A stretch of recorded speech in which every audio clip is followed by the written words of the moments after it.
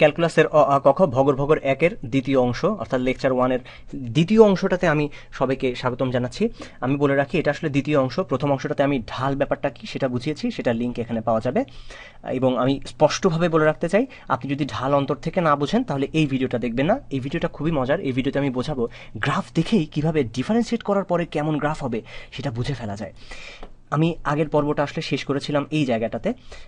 এটা হচ্ছে মুসা ইব্রাহিম যেই পথ ধরে হিমালয়ে উঠেছিল, এভারেস্টে উঠেছিল, সেই পথটা মনে করুন। এই যে এখানে বাংলাদেশের পতাকা। আচ্ছা, তো এই যে এই পথটার বিভিন্ন জায়গায় ঢাল কেমন সেটা যদি আমরা বের করতে পারি তাহলে আসলে ডিফারেন্সিয়েট করা হয়ে যাবে। ডিফারেন্সিয়েট করার মানেই হলো বিভিন্ন জায়গায় ঢালের মানটা কেমন হয় সেটা আসলে বের করা। তো দেখুন, আমি আগের পর্বে যেটা বলেছিলাম সেটা একবার একটু ছোট করে সামারাইজ করি আরেকবার। আমি ওই পর্বে 2বার অলরেডি করেছি, এই পর্বে আরও একবার আমি করতে চাই। এটা খুব জরুরি, তো এই জন্য আসলে বারবার করছি। ঢাল, এটা একটা সরলরেখা, এই সরলরেখা ঢালটা পজিটিভ। খুব সিম্পল কথায়, কারণ ধীরে ধীরে এটা বেড়ে যাচ্ছে। ঢাল প্রকাশ করে যে উন্নতি হচ্ছে নাকি অবনতি হচ্ছে। যদি উন্নতি হয় সেটা কিভাবে হচ্ছে, কত দ্রুত হচ্ছে, এটা হচ্ছে ঢাল প্রকাশ করে। ধীরে ধীরে যেমন এটার মান বেড়ে যাচ্ছে, এখানে উন্নতি হচ্ছে, এটা ঢাল পজিটিভ। এটা ঢাল আরও পজিটিভ, কারণ এটা দ্রুত উন্নতি করছে। এটা ঢাল আরও পজিটিভ, আরও বেশি পজিটিভ। এইটার ঢাল আরও বেশি পজিটিভ। আবার এটা ঢাল নেগেটিভ, কারণ তার উন্নতি হচ্ছে না, নিচের দিকে নেমে যাচ্ছে, এটার অবনতি হচ্ছে। এটা ঢাল আরও নেগেটিভ, বেশি নেগেটিভ। এটা আরও বেশি নেগেটিভ। এবং যদি এরকম হয় সোজা স্ট্রেট লাইন হয়ে যায়, সেটা আসলে ঢালও না। এটা উপরে উঠছে না, নিচেও নামছে না, এটা ঢাল হচ্ছে শূন্য। তাহলে এটা পজিটিভ ঢাল, এগুলো নেগেটিভ ঢাল, এটা হচ্ছে শূন্য ঢাল। তো এখন বক্ররেখার ক্ষেত্রে কি হবে সেটা একটু আমরা দেখার চেষ্টা করি, তাহলেই আমরা আসলে ডিফারেন্সিয়েট করে ফেলতে পারবো। তো এখানে একটু বলে রাখা দরকার যে সরলরেখার ঢাল যদিও সব জায়গায় একই রকম হয়, বক্ররেখার ঢাল কিন্তু তা হয় না। এটা কিন্তু এক এক জায়গায় এক এক রকম হয়। আমরা আরও একবার একটা গ্রাফ আঁকাই। ধরা যাক গ্রাফটা হচ্ছে এইরকম দেখতে, এই টাইপের একটা গ্রাফ, ছোট্ট একটা গ্রাফ নিয়ে চিন্তা করি এতটুকু। এই যে গ্রাফটা চিন্তা করে দেখুন, এই গ্রাফটা এখানে ঢালটা হচ্ছে পজিটিভ, কারণ সে উপরের দিকে উঠছে। এখানে ঢালটা হচ্ছে নেগেটিভ, কারণ সে নিচের দিকে নামছে। এখানে ঢালটা পজিটিভ, এখানে নেগেটিভ। দেখলেই মোটামুটি আইডিয়া করা যায়। এই পয়েন্টটাতে ঢাল কী হবে, একদম মাঝামাঝি। এখানে চিন্তা করুন, এর আগে ছিল পজিটিভ কারণ উপরে উঠছিল, এরপরে কিন্তু নেগেটিভ, নিচে নামছে। পজিটিভ আর নেগেটিভের মাঝখানে কি হয় এটা জানেন? মাঝখানে হয় জিরো। তার মানে এই জায়গায় ঢাল জিরো হবে, এটা মোটামুটি আশা করা যায়। আবার ঠিক একইভাবে এখানে চিন্তা করুন, এই পয়েন্টটাতে চিন্তা করুন, এর আগে ঢাল ছিল নেগেটিভ কারণ নিচে নামছিল, এর পরে ঢাল হচ্ছে পজিটিভ। তাহলে মাঝখানে কি হওয়া উচিত? মাঝখানে এটা জিরো হওয়া উচিত। এটাকে আরও অনেকভাবে বলা যায়, আমরা বলবো সেটা, কিন্তু আপাতত খুব সহজ করে চিন্তা করুন। এখানে যেমন ঢালটা পজিটিভ, এখানে ঢালটা হচ্ছে নেগেটিভ, মাঝখানে এখানে জিরো। তাহলে এই পয়েন্টগুলোতে, যেখানে এই একদম চূড়া অথবা যেখানে খাদ, এই জায়গাগুলোতে ঢাল হয় জিরো। যদি আমরা গ্রাফে ডিফারেন্সিয়েট করতে চাই, প্রথম কাজ হচ্ছে এই পয়েন্টগুলোকে মার্ক করা, এই জায়গাগুলো। যেমন আচ্ছা, এটাকে একটু লাল দিয়ে মার্ক করা যাক। এই লাল কই হলো?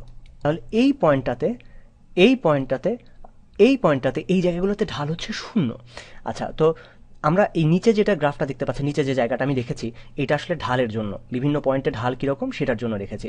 যেমন আমি যদি এই পয়েন্টে ঢাল হচ্ছে জিরো, তাহলে এটাকে সোজাসুজি একটা দাগ যদি আমি দিই, এইটা ঢাল হচ্ছে জিরো। ঢাল যদি জিরো হয় তাহলে আমি এক্স অক্ষের উপরে থাকবো। ঢাল যদি পজিটিভ হয়, এক্স অক্ষের এই উপরের দিকটাতে কিছু একটা আসবে। ঢাল নেগেটিভ হলে এক্স অক্ষের নিচের দিকটাতে আসবে। কারণ হচ্ছে আমি এইখানে আসলে এক্স অক্ষ বরাবর এক্স আছে আর এই বরাবর ওয়াই আছে, কিন্তু এখানে কিন্তু তা না। এখানে এক্স অক্ষ বরাবর যদিও এক্স আছে, এই বরাবর এখানে এখন আমরা নিয়েছি আসলে সরলরেখাটার ঢাল, যে ঢালটাকে আমরা আর 1-2 সপ্তাহ বড় হলে এটাকে নাম দেব ডিওয়াই ডিএক্স। তো এটাকে আমরা এখন আপাতত ঢাল হিসাবে চিনি, যে বিভিন্ন বিন্দুতে ঢালটা কীরকম। তো আমি আবার বলেছি এখানে ঢাল পজিটিভ, এখানে পজিটিভ, এসব জায়গায় পজিটিভ। এরপরে এই জায়গাগুলোতে ঢালটা কিন্তু নেগেটিভ। তো এই জায়গাতে আবার ঢালটা জিরো। তো জিরো যেখানে, আমি আগেই বলেছি এই জায়গাগুলো মার্ক করে রাখলে খুব সহজে ডিফারেন্সিয়েট করা যায়। এই জায়গাটা জিরো, এই জায়গাটা ঢালও জিরো। এখন চিন্তা করি এই এতটুকু জায়গার কথা, এই জায়গাটায় ঢালটা কিন্তু পজিটিভ, কারণ সে উপরের দিকে উঠেছে। দেখুন এই যে সে উপরের দিকে উঠে যাচ্ছে। কিন্তু সব জায়গাতে কি একই রকম পজিটিভ? সব জায়গাতে কি মানটা সমান? আসলে কিন্তু তা না। এই জায়গাটাতে আসলে আমরা যদি একটু বড় করে দেখি, এই জায়গাটা একটু জুম করি, মনে করুন এই জায়গাটা জুম করলে দেখা যাবে কীরকম। এই জায়গাটা হচ্ছে এই টাইপের একটা ব্যাপার।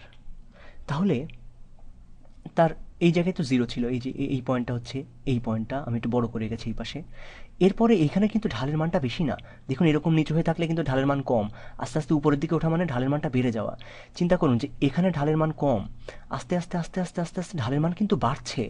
অর্থাৎ আমি যদি এখান থেকে এতটুকু চিন্তা করি, ধীরে ধীরে ঢালের মানটা বেড়েছে। এটা ফার্স্টে ছিল জিরো এখানে, এরপর ধীরে ধীরে ধীরে ধীরে ঢালের মানটা বেড়ে গেছে। বেড়ে এই জায়গায় এরকম কোনো একটা জায়গায় ঢালের মানটা সবচেয়ে বেশি হয়, এরপর ঢালের মানটা আবার কমতে শুরু করে, কারণ এরকম করে আবার ফ্ল্যাট হয়ে যাওয়া। দেখুন এটার পরে কি হবে সেটা আমি এখানে আঁকাই। এরপরে কিন্তু এরকম হয়ে গেছে, এই যে এই পার্টটাকে এখন আমি আঁকাচ্ছি ধীরে ধীরে। এরপর আবার যখন এরকম ফ্ল্যাট হয়ে যায়, এরকম নিচু হয়ে যাওয়ার মানেই আসলে ঢালের মানটা কমে যাওয়া, কারণ এরকম হওয়া। এই দেখুন এই জায়গাটায় অনেক খাড়া হয়ে আছে উপরের দিকে। এরপরে ধীরে ধীরে ধীরে ধীরে এটা কিন্তু মানটা কমে যাচ্ছে, মনে আছে যে এরকম হলে শূন্য হয়ে যায়। তার মানে ঢালের মানটা এই জায়গায় ছিল কম, এখানে আরেকটু বেশি, এখানে বেশ খানিকটা বেশি, অনেক বেশি, বিশাল বেশি, এরপর আবার অনেক বেশি, বেশি, কম, কম, এখানে শূন্য। তার মানে ধীরে ধীরে ঢালের মানটা বেড়েছিল, কিন্তু এরপর আবার আস্তে আস্তে কমতে কমতে এখানে আবার গিয়ে জিরো হয়ে গেছে। এরপর ঢালটা কিন্তু নেগেটিভ হয়ে গেছে, নেগেটিভ ঢাল মানে কি নিচের দিকে নামছে, সুতরাং এটা যাবে নিচের দিকে। এবারে এই অংশটুকু তাকাই, এই পুরো জায়গাটায় ঢালের মানটা নেগেটিভ, সোজা কথা, কারণ হচ্ছে সে নিচের দিকে নামছে, নিচের দিকে নামার মানেই ঢালটা নেগেটিভ। কিন্তু সব জায়গায় কি একই রকম নেগেটিভ? তা কিন্তু না। চিন্তা করুন এই জায়গাটা থেকে আমি যদি জুম করি, এই জায়গাটায় জুম করলে কেমন দেখা যাবে? জুম করলে আসবে এই রকম কিছু একটা, এই জায়গাটা।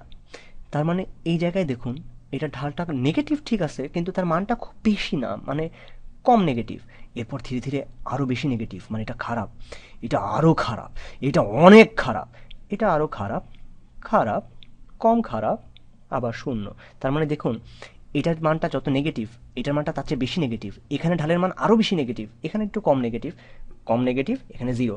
তার মানে এই জায়গাটুকুতে আমি যদি ঢালের গ্রাফ আঁকাই সেটা হবে এরকম, প্রথমে এটা জিরো, তারপরে কম নেগেটিভ, আর একটু বেশি নেগেটিভ, বেশ খানিকটা নেগেটিভ, এরপর আবার একটু নেগেটিভ, নেগেটিভ, এখানে গিয়ে জিরো। এই জায়গাটায় ঢাল কেমন হবে এটা চিন্তা করা যায় যে এটা কিন্তু পজিটিভ এই জায়গাটুকুতে, এবং মোটামুটি আইডিয়া করা যায় ঢালটা এরকম হবে। আমরা কাছাকাছি একটা মার্ক পেয়ে গেছি, আমরা এক্স্যাক্টলি যে কী হবে এটা জানি না, কিন্তু কেমন হতে পারে তার একটা অনুমান এখান থেকে করতে পারি। এখন আপনাদেরকে একটা পরিচিত কার্ভ একে দেখাই, ধরা যাক সাইন এক্স।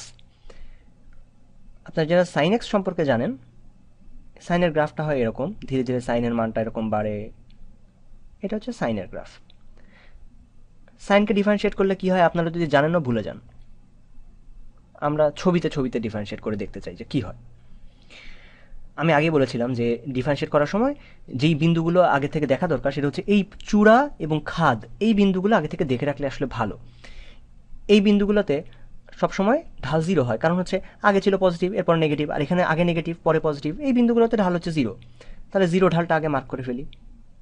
জিরো জিরো হলে আমি বলেছি এক্স অক্ষ বরাবর, পজিটিভ হলে এক্স অক্ষের উপরের দিকে, নেগেটিভ হলে এক্স অক্ষের নিচের দিকে। এই বিন্দুগুলোতে, এই বিন্দুটাতে ঢাল জিরো, এই বিন্দুটাতে ঢাল কি হবে? জিরো। এবার চিন্তা করুন এখান থেকে এই পর্যন্ত ঢাল কীরকম।